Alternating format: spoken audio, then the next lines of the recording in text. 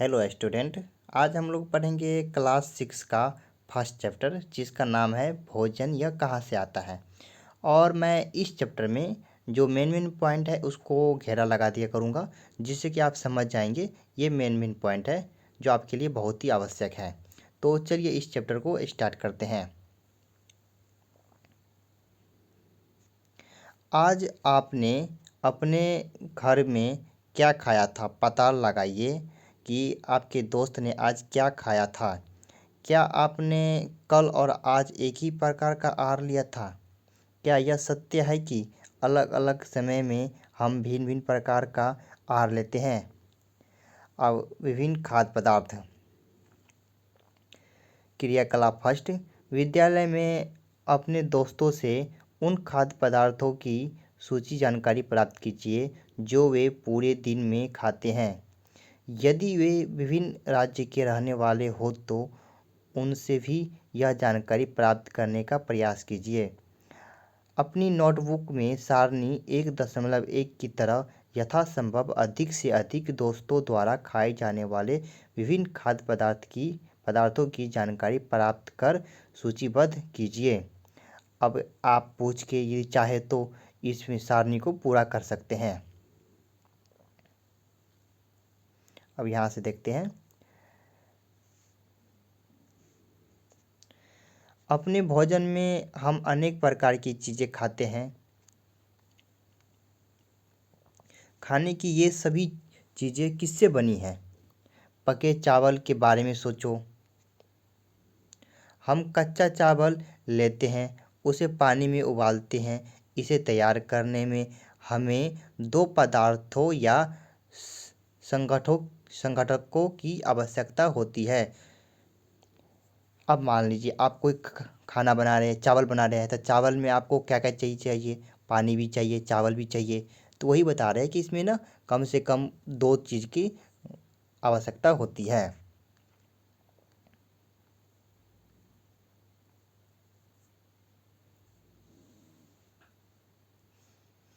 अब इससे आगे पढ़ते हैं। दूसरी ओर कुछ भोजन तैयार करने में हमें कई संगठनों की आवश्यकता होती है। संगठकों की आवश्यकता होती है। यदि हम सब्जी बनाना चाहते हैं तो हमें अलग अलग कई प्रकार की कच्ची सब्जियों, नमक, मसाला, तेल आदि की आवश्यकता होती है। अब इससे आगे है क्रियाकलाप 2।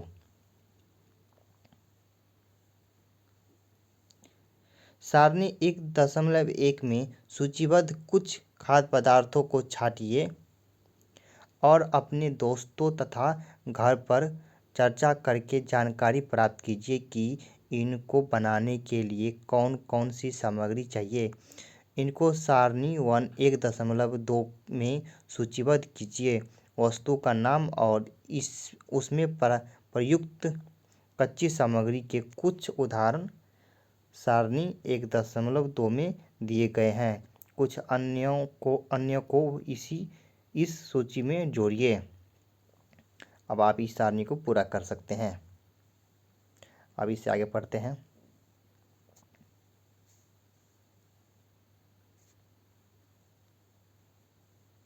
हमने क्या देखा? कक्षा में चर्चा कीजिए कि क्या हम विभिन्न व्यंजनों में कुछ संघटक समान रूप से प्रयुक्त करते हैं। अच्छा, ये संघटक कहाँ से आते हैं?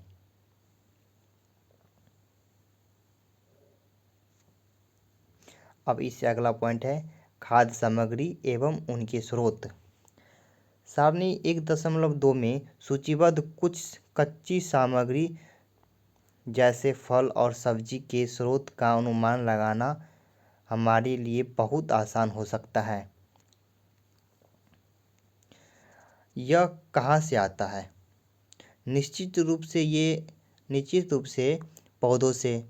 गेहूं और चावल का क्या स्रोत है? आपने धान और गेहूं के खेतों में उनके पौधों की अनेक पंक्तियां देखी होगी। इनसे हमें अनाज प्राप्त होते हैं। कुछ अन्य खाद्य पदार्थ जैसे दूध, अंडा, मुर्गा, मछली, झींगा, मांस आदि हमें जंतु से प्राप्त होते हैं। और फिर क्रियाकलाप 3 दिया है। आइए हम पूर्व सूचीबद्ध खाद्य पदार्थों एवं उनके संघटकों के स्रोत जानने का प्रयास करें। उदाहरण सारणी 1.3 में दिए गए हैं। कुछ और उदाहरण इस सूची में जोड़िए। इसके रिक्त स्थान की पूर्ति कीजिए। अब ये आप इस रिक्त स्थान को पूर्ति कर सकते हैं।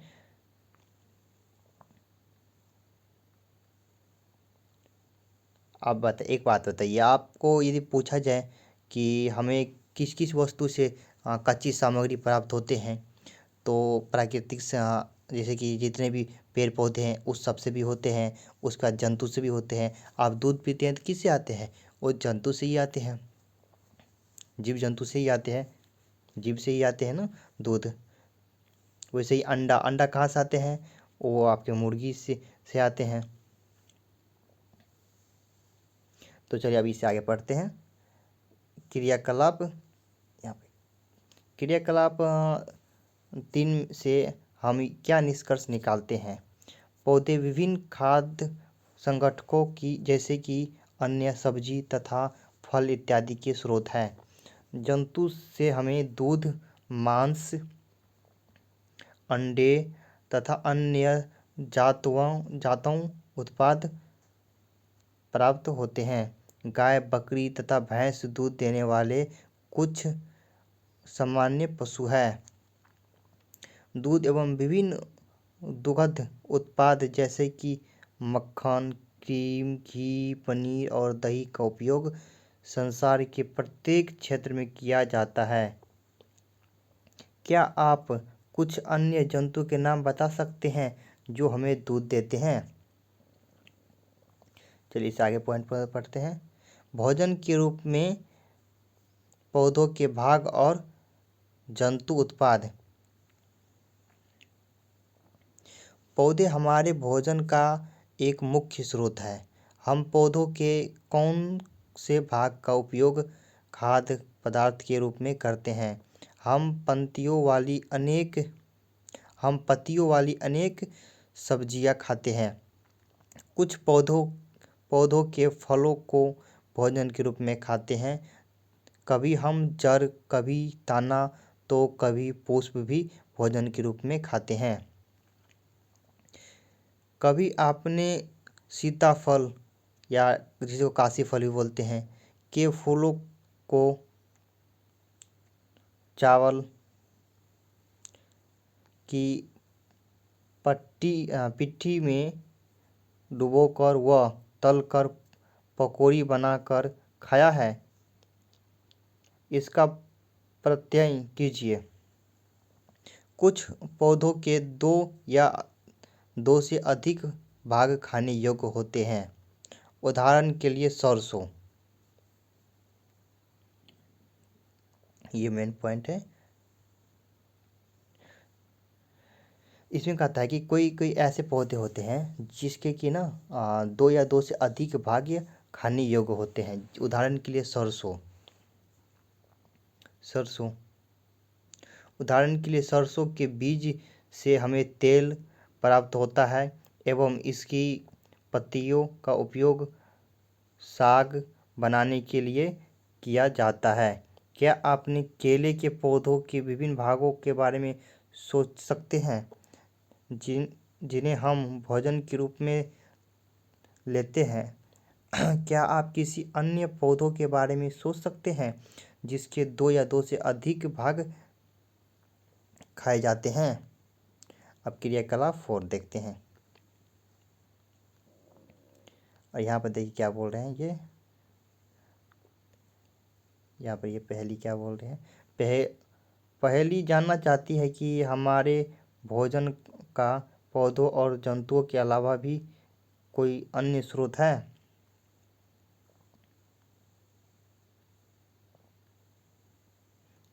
चलिए अब सारणी 4 देखते हैं।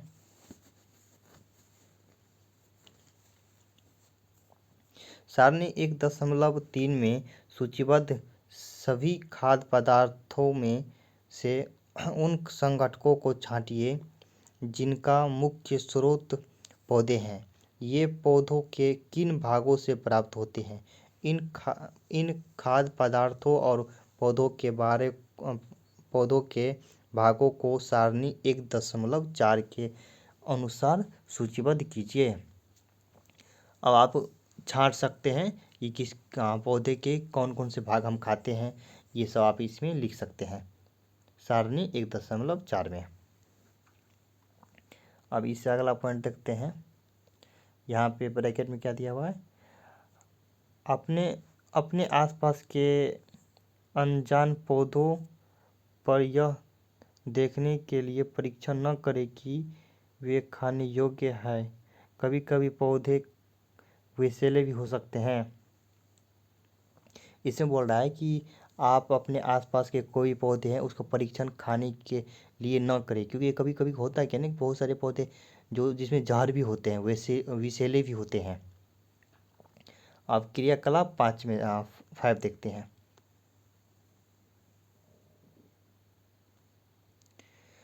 मूंग अथवा चने के कुछ सूखे बीज लीजिए। अब इनमें से कुछ बीजों को जल से भरे एक पात्र में डाल दें तथा 1 दिन के लिए छोड़ दीजिए। अगले दिन जल को पूरी तरह निकाल दें और बीजों को गिलास में रहने दें। उन्हें एक गीले कपड़े में लपेटकर एक और रख दीजिए। अब क्या आप बीजों में कुछ परिवर्तन देखते हैं? क्या एक छोटी सी सफ़ेद संरचना बीज से बाहर निकल आती है? यदि हाँ, तो अंकुरित हो गए हैं। यदि नहीं, तो बीजों को पानी में धोएं, पानी निकाल दें और गीले कपड़े से ढककर अगले दिन के लिए उन्हें छोड़ दें। क्या उस दिन आपको बीजों से बाहर निकलता हुआ एक छोटा सा अंकुर दिखाई देता है? अंकुर को सावधानी से धोकर आप इन्हें खा सकते हैं। ये उबाले भी जा सकते हैं।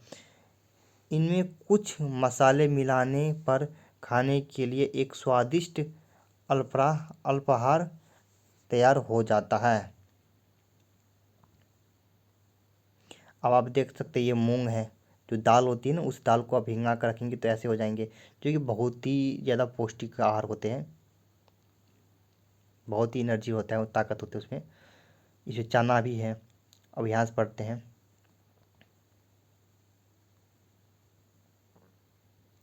क्या आप जानते हैं कि शहद कहाँ से आता है? यदि या यह कैसे उत्पादित होता है? क्या आपने एक मधुमक्खी का छत्ता देखा है? बहुत सी मधुमक्खियाँ भिनाया करती हैं। मधुमक्खियाँ फूलों से मकरंद, मीठे का रस एकत्रित करती है और इसे अपने छत्ते में भंडारित करती है। फूल और उनका मकरंद वर्ष के केवल कुछ समय में ही उपलब्ध होते हैं, अतः मधुमक्खियाँ इस मकरंद का भंडार कर लेती हैं ताकि पूरे वर्ष इसका उपयोग किया जा सके। हम ऐसे छत्तों में मधुमक्खियों द्वारा भंडारित भोजन का शहद के रूप में उपयोग करते हैं। अब देखिए, आप जो मधुमक्खी देखे होंगे ना, जो मधु पालन होते हैं, जो मधु बहुत आदमी बच्चे को खिलाया जाता है, बच्चे लोग खाते हैं ज़्यादातर, तो वो जो मधु होते हैं ना, वो मधुमक्खी के छत्ते से ही निकाले जाते हैं।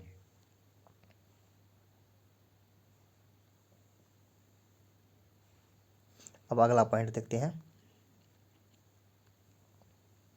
जंतु क्या खाते हैं?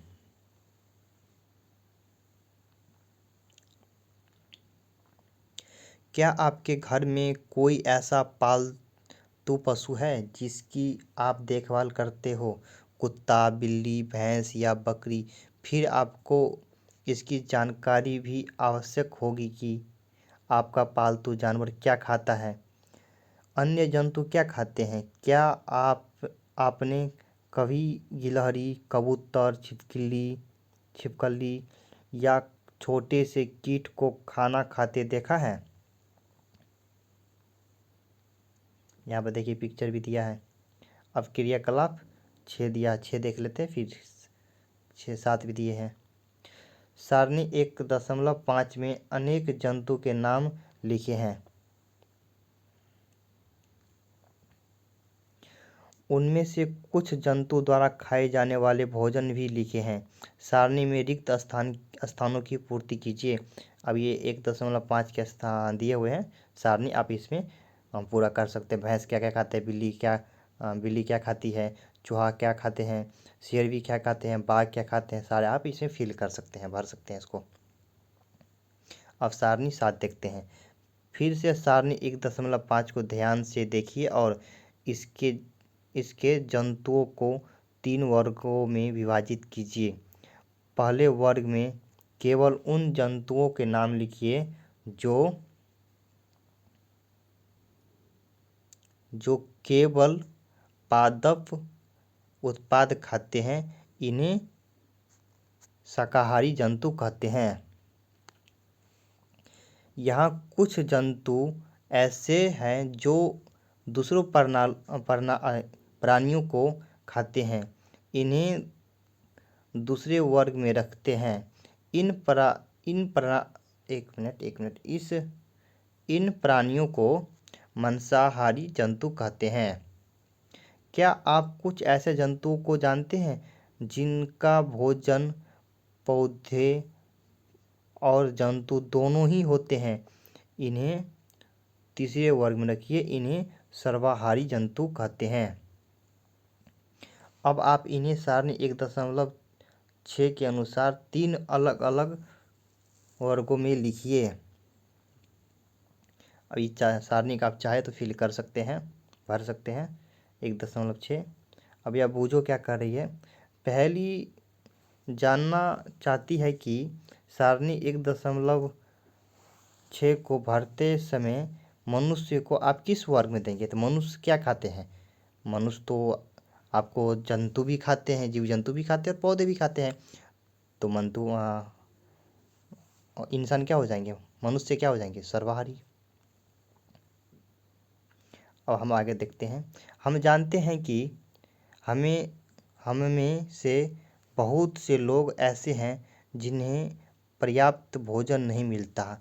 हमें ऐसे उपाय खोजने की आवश्यकता है जिनके द्वारा देश में अधिक खाद्य उत्पादन किया जा सके।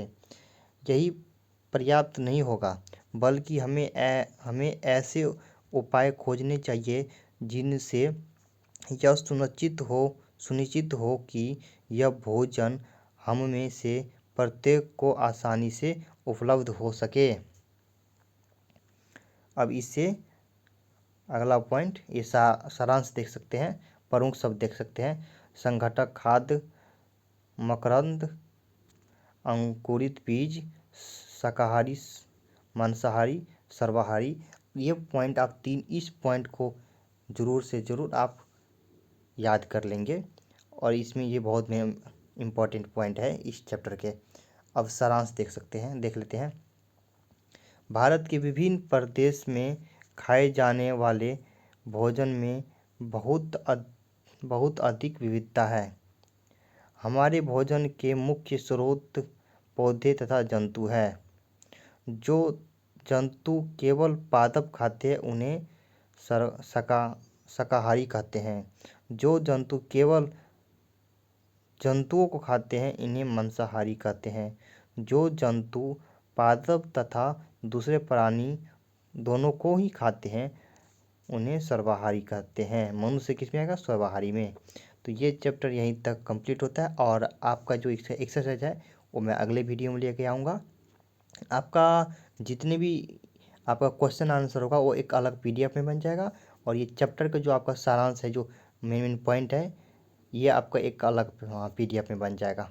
बट मैं आपका इसका क्वेश्चन आंसर दूसरी वीडियो में कराऊंगा।